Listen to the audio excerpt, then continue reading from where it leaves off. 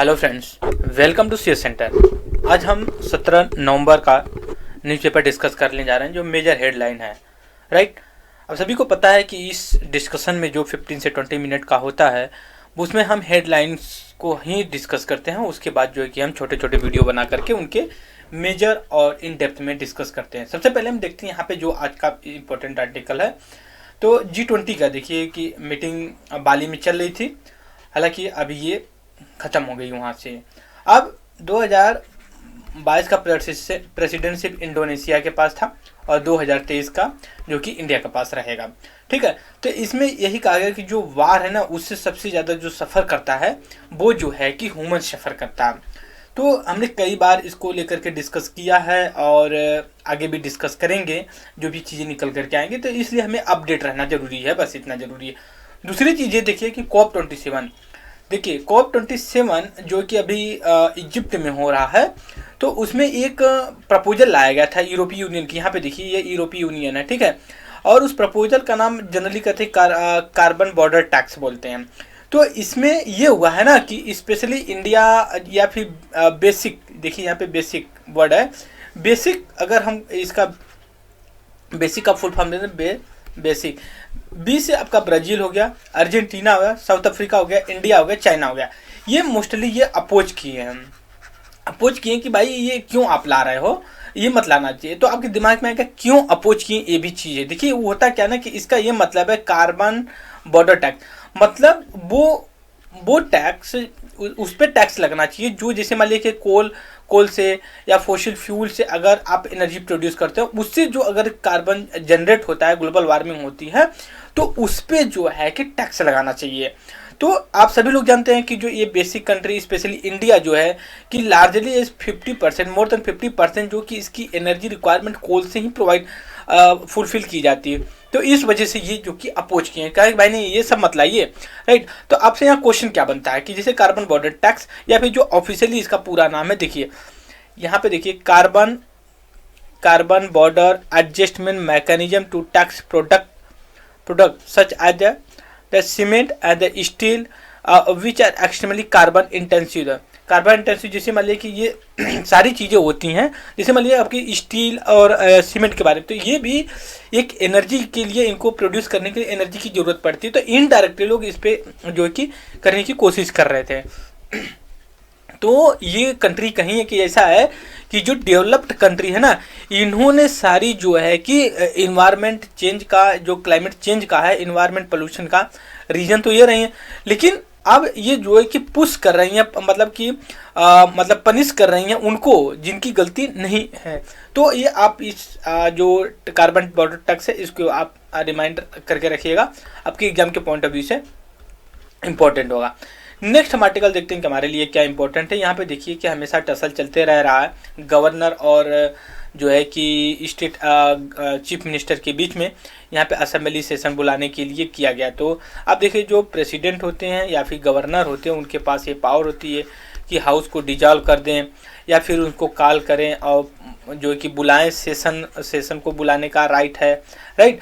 तो ये सारी चीज़ें हम आज एक शॉर्ट वीडियो में बनाएंगे पावर ऑफ द गवर्नर की। ठीक है। दूसरी चीज़ अब यहाँ पे देखते हैं कि क्या है नेक्स्ट आर्टिकल हमारा। देखिए एक प्रोजेक्ट है जो कि इसका नाम है पोलावारम प्रोजेक्ट। ये है जो कि आपका गोदावरी रिवर पे पड़ जाता है, तेलंगाना स्टेट में है, तेलंगाना में। और दूसरी ये चीज़ है ना कि गोदावरी रिवर पे जो पड़ता है तो इसको जो इन्फ्लुएंस या फिर यूज जो होता है ना वो आंध्र प्रदेश में भी होता है। तो उसमें ये हुआ है कि ये वाटर लॉगिंग की वजह से ये जो है कि वाटर ब्रेक सबमर्ज हो गया है प्रोजेक्ट इसमें, और क्या बोलते हैं वाटर में। तो आपके लिए इंपॉर्टेंट है पोलावरम प्रोजेक्ट किस रिवर पे है, कौन कौन से स्टेट से शेयर करता है। गोदावरी रिवर पे है और तेलंगाना और जो है कि आंध्र प्रदेश से रिलेटेड है। देखिए यहाँ पे India has show how to democratic technology for good humanity के लिए करके जो कि कॉन्फ्रेंस जो कि बेंगलुरु में चल रहा है, उसको प्राइम मिनिस्टर ऑफ इंडिया बाली से जो कि और लाइव या फिर बोल सकते हैं कि लाइव टेलीकास्ट या फिर ऑनलाइन जो कि इसको इनागोरेट किया, क्योंकि इस समय है नहीं prime minister of India in India में, वो गए हैं G20 के समिट पे। दूसरी चीज़ देखिए कि हमने एक डिस्कस भी किया है और यहाँ पे भी unknown source of income speak after the electoral bond. इसकी ये कहा गया कि देखिए एक इलेक्टोरल बॉन्ड होता है, तो उसमें ये होता है कि अगर कोई बिजनेसमैन या फिर इंडिविजुअल अगर किसी पार्टी को अगर डोनेट करना चाहता पॉलिटिकल पार्टी को ना, तो वो एक इलेक्टोरल 1,000 या फिर 1,000 या फिर इससे ज़्यादा अगर आप डोनेट करते हो तो इलेक्टोरल बॉन्ड के थ्रू जो कि किया जाएगा। तो इससे क्या होगा कि आप जब जाएंगे SBI के बैंक में, आप 1,000 रुपया देंगे, कहेंगे हमें देखिए ये ऐसा बॉन्ड है इलेक्टोरल, ये बॉन्ड हमें दे दीजिए, हम जो है कि पार्टी को डोनेट करेंगे। तो उसमें क्या कि नाम वगैरह जैसी की चीज़ें नहीं मेंशन करते हैं, बस इतना होता है कि हालांकि नाम नहीं करते कि आप मिस्टर एक्स जो है कि आप सबमिट कर रहे हो, बस ये पैसा दो और लो। तो इससे एक निकल के यही एक सबसे बड़ा इशू रहा है हमेशा डिबेट का इलेक्टोरल बॉन्ड को लेकर के। तो अभी एक आया कि 66% से 71% तक जो कि अननोन, मतलब कि इन सोर्स ऑफ इनकम नहीं पता चल पा रही कि कौन दिया है, भले ही इलेक्टोरल बॉन्ड के ही थ्रू दे रहे हैं कि बॉन्ड विलन, तो वो अभी तक पता नहीं चल पा रहा है कि, तो यही सबसे बड़ा यहाँ पे है। तो इलेक्टोरल बॉन्ड का मतलब है पॉलिटिकल पार्टी को डोनेशन या फिर जो कि आप अगर फाइनेंस करते हैं, कॉर्पोरेट फंडिंग या इंडिविजुअल फंडिंग होती है, तो उस लिए जो है कि कॉर्पोरेट बॉन्ड होता है। हमने एक अलग से भी डिस्कस किया है, देखिए हम इसको अलग से एक वीडियो में डिस्कस करेंगे। Who should pay for climate damage के लिए, मतलब ये इसमें कहने की कोशिश कर रही है कौन सा जो कि रीजन क्या रहा है और किसके द्वारा कि जो कि क्लाइमेट चेंज हो रहा है। तो जाहिर सी बात है डेवलप्ड जो कंट्री हैं वो 18वीं सेंचुरी से लेकर के ही अभी तक भी जो कि वो इतनी नेचुरल रिसोर्स को यूज कर रहे हैं ना, कि ग्लोबल वार्मिंग, क्लाइमेट चेंज जैसी चीज़ें उन्हीं की वजह से हो रही है। अगर उन्होंने ये सारी चीज़ें प्रॉब्लम जनरेट किया तो उन्हीं की रिस्पॉन्सिबिलिटी भी बनती कि उसको वो कम करें, राइट। तो इसमें हम डीप में डिस्कस करेंगे और इसका एक बैकग्राउंड लेकर के बहुत अच्छे से डिस्कस करेंगे, हिस्टोरिकल बैकग्राउंड को लेकर के। एक ये भी आर्टिकल है what is the target level of retail inflation के लिए, हम भी इसको भी एक अलग से वीडियो बना करके इन्फ्लेशन में डिस्कस करेंगे। नेक्स्ट हम आर्टिकल देखते हैं, यहाँ पे फिर वही G20 से लेकर के है।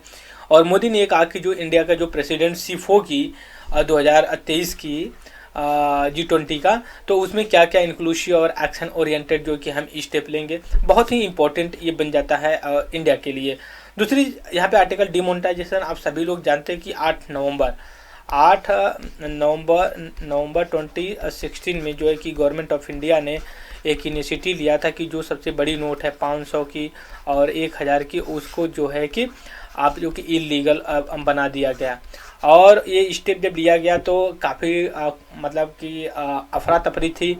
तो गवर्नमेंट ने ये कहा कि हमने जो ये लिया था ना, ये एक पहला स्टेप था कि हम फॉर्मल इकोनॉमी को अपनाएं। उस समय कहा गया था कि जो ब्लैक मनी है और उसके जो फेक करेंसी है उसको रिड्यूस करने के लिए या फिर उसको हटाने के लिए हम डिमोनेटाइजेशन कर रहे हैं।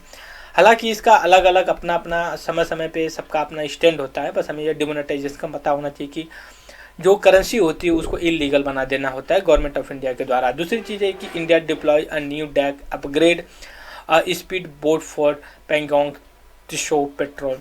देखो ये एक लेक है, आपका लद्दाख रीजन में पड़ता है, स्पेशली आप कहते हैं LAC में, लाइन ऑफ एक्चुअल कंट्रोल के पास पड़ता हो। इंडिया और चाइना के बीच का ये डिस्प्यूटेड लेक है, तो वहाँ पे ये इसका लोकेशन है, आपका लद्दाख में पड़ेगा।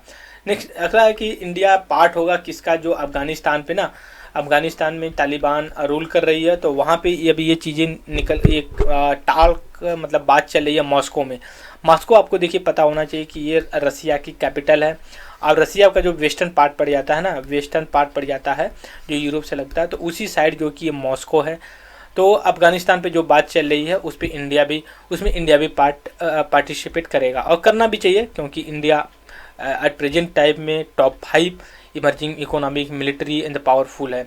नेक्स्ट हम article Lula offer to hold 2025 UN climate talk in Brazil Amazon forest. देखिए अभी क्या हुआ, काफ़ी ब्राज़ील के लिए ये बेस्ट अपॉर्चुनिटी है। जैसे मान लीजिए कि ये जो कोप चल रही है, हमने कहा 27 चल रही है ना, इसका 27 इसका स्टार्ट कहाँ से होता है, 1992 से, जब ब्राज़ील में अर्थ समिट हुआ था, तो वहीं से ये कॉन्फ्रेंस ऑफ पार्टी का कंसेप्ट निकल करके आया। तो अब ये है कि जो आने वाले समय में कोप 2025 में होगा ना, इसका प्रेसिडेंटशिप जो है कि ये करेगा, ब्राज़ील करेगा, राइट। तो सबसे पहला भी किया था, ठीक है, और 2019 में भी किया था। ये देखिए 19 में भी किया था और यहाँ पे पहला ये किया था, दूसरा 2019 में किया था, अभी तीसरा 2025 में कॉप फर्स्ट और कॉप 19 का, और जो उसके बाद 30 करेगा। तो ये इसने काफ़ी इम्पोर्टेंट किया, और इसका आज हम डिस्कस अलग से करेंगे। अर्थ समिट जब हुई थी 1992 में, तो क्या क्या वहाँ से निकल करके आया था, बहुत ही इम्पोर्टेंट स्टेप रहा है। हालांकि उससे पहले भी इनिशिएटिव लिया गया था, लेकिन हम इसको बैकग्राउंड के साथ डिस्कस करेंगे, राइट। तो हम देख लेते हैं इंडियन एक्सप्रेस में क्या क्या इंपॉर्टेंट है हमारे एग्जाम्स के पॉइंट ऑफ व्यू से। देखिए, गवर्नमेंट ने सुप्रीम कोर्ट में ये कहा है कि जब हम डिमोनेटाइजेशन लिए थे ना, डिमोनेटाइजेशन का जो स्टेप लिए थे, तो हम 8-9 महीने पहले ही जो कि डिमोनेटाइजेशन के टॉपिक पे इशू पे जो कि आरबीआई से हम बात कर रहे थे। अब ऐसा नहीं कि यूनिलैटरल मतलब अकेले ही डिसीजन ले लिए थे, राइट। तो ये चीज़ें गवर्नमेंट ऑफ इंडिया ने स्टैंड अपना सुप्रीम कोर्ट में बताया। अभी समझ सकते हो कि 7 साल 6 साल होने जा रहा है, अभी भी इसका ट्रायल ही चल रहा है सुप्रीम कोर्ट में, तो ये थोड़ा सा सही चीज़ नहीं है। नेक्स्ट हम इसको भी देखिए, ये एक छोटा सा एक आर्टिकल है। आर्टिकल जो ये है ना, ये इसमें एक काफ़ी इम्पोर्टेंट ये है कि इसमें डिस्कस किया गया कि इंडिया किस तरह से काम करेगा व्हील चेयर। तो हम इसको अलग से एक वीडियो में डिस्कस करेंगे अच्छे से। और ये भी देखिए, G20 का जो बाली में समिट चल रहा था, तो उसमें प्राइम मिनिस्टर ऑफ इंडिया ने जो वहाँ के गेस्ट थे, जैसे मान लिए कि फ्रांस के, फिर उसका जर्मनी के, ऑस्ट्रेलिया के, इटली के, सिंगापुर के, तो वहाँ के जो प्राइम मिनिस्टर या जो हेड ऑफ स्टेट रहे, तो उनको अलग अलग ये गिफ्ट दिया है। तो हम इसको डिस्कस करेंगे, क्योंकि ये इंपॉर्टेंट बन जाता है आने वाले समय के लिए हमारे प्रीलिम्स की एग्जाम के पॉइंट ऑफ व्यू से। अब नेक्स्ट आर्टिकल्स हम देखते हैं कि कौन सा हमारा इंपॉर्टेंट है। इसमें देखिए, G20 के प्रेसिडेंट से भी ये काफ़ी अच्छा आर्टिकल्स है, और ये लिखते हैं, तो हम इसका भी अलग से एक वीडियो में डिस्कस करेंगे। दूसरी चीज़ है कि ग्लोबल साउथ है। ग्लोबल साउथ देखिए कि वही जो ये क्या बोलते हैं, इमर्जिंग इकोनॉमी है, जो डेवलपिंग कंट्री हैं, उनसे रिलेटेड है। तो हम इसको अलग से वीडियो बनाएंगे, तो उसका डिस्कस करेंगे। तो ये इसका टाइटल है ये long war and an opportunity को लेकर के है। नेक्स्ट हमारे आर्टिकल देखते हैं कि अब ऐसा है कि ये बात यूरोपीय यूनियन ने कहा है ना, कि देखिए यूरोपीय यूनियन काफ़ी डेवलप्ड कंट्री हैं, और ये बहुत पहले से ही अपने इंडस्ट्रियलाइज, आपको सभी को पता, अगर मॉडर्न इंडिया पढ़ते होंगे या वर्ल्ड हिस्ट्री, तो हम 18th सेंचुरी को कहते हैं कि era of the industrial revolution को। तो इनका ये कहना है कि जो लॉस एंड डैमेज हो रहा है कि जो उसको फाइनेंस करने के लिए, तो वो चाइना को भी और अदर इकोनॉमिक को भी पे करना चाहिए, वैसा नहीं कि बस डेवलप कंट्री को। तो ये एक दूसरे के ऊपर आर्गूमेंट लग रहा है, डेवलप कंट्री डेवलपिंग कंट्री। तो आज हम एक अलग से वीडियो बनाएंगे, काफ़ी लंबा वीडियो होगा, और हम आर्गूमेंट देंगे कि जो डेवलप कंट्री हैं वो क्यों कह रहे हैं कि नहीं, कि डेवलपिंग कंट्री को भी करना चाहिए, और डेवलपिंग कंट्री कह रहे हैं कि क्यों नहीं, हम क्यों नहीं करेंगे, राइट। तो ये वीडियो का हम एक बनाएंगे यार अच्छे से।